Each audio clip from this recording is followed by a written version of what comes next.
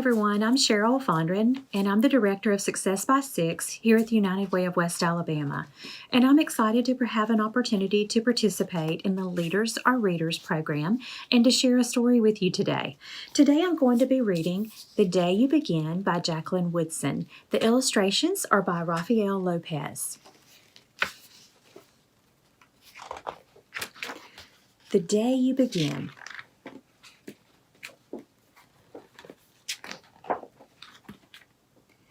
There will be times when you walk into a room and no one there is quite like you.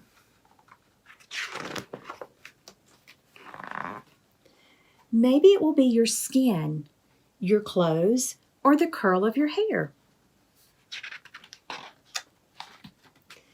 There will be times when no one understands the way words curl from your mouth, the beautiful language of the country you left behind.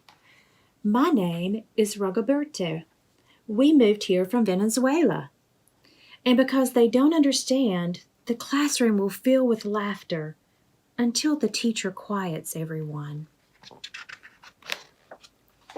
Rogoberto from Venezuela, your teacher says so soft and beautifully that your name and homeland sound like flowers blooming the first bright notes of a song. There will be times when the words don't come.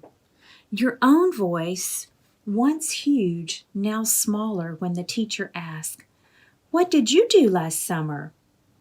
Tell the class your story. "We went to France," Shayla says. "These shells came from a beach in Maine." A boy named Jonathan holds out a jar filled with tiny shells so fragile they look like they'll turn to dust in your own untraveled hands. "My whole family went to India, Spain, South Carolina. Each souvenir a small triumph of a journey. Their travels go on and on." And you stand in front of that room and you can only remember how the heat waved as it lifted off the curb, and your days spent at home caring for your little sister, who made you laugh out loud and hugged you hard at nap time. You can only remember the books you kept on reading long after she had fallen to sleep. And in that room where no one else is quite like you, you'll look down at your own empty hands and wonder, what good is this when other students were flying and sailing and going somewhere?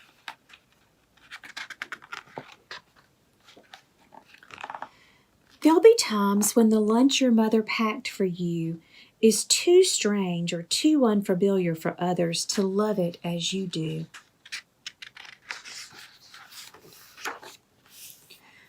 When even your own friend Nadia will wrinkle her nose and say, "What's in there anyway?" And you'll wonder how she doesn't see the rice beneath the meat and kimchi. You'll wonder why she doesn't remember that rice is the most popular food in the world.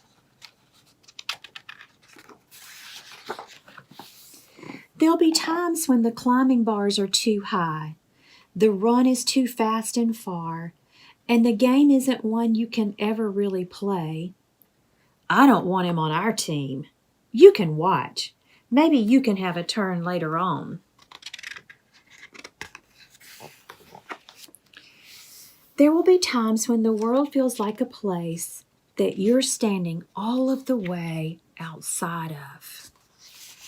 Maybe there's been a time when you felt like you didn't belong, that you were too different, or that you just didn't fit into a group.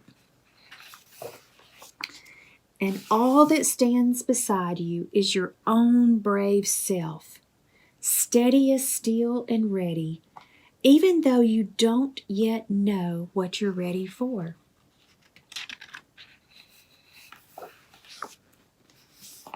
There'll be times when you walk into a room and there's no one quite like you until the day you begin to share your stories.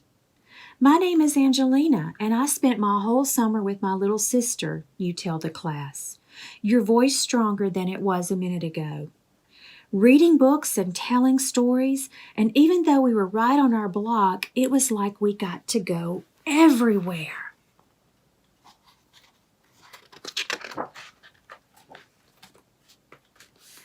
Your name is like my sister's, Rigoberto says. Her name is Angelina, too. And all at once, in the room where no one else is quite like you, the world opens itself up a little wider to make some space for you.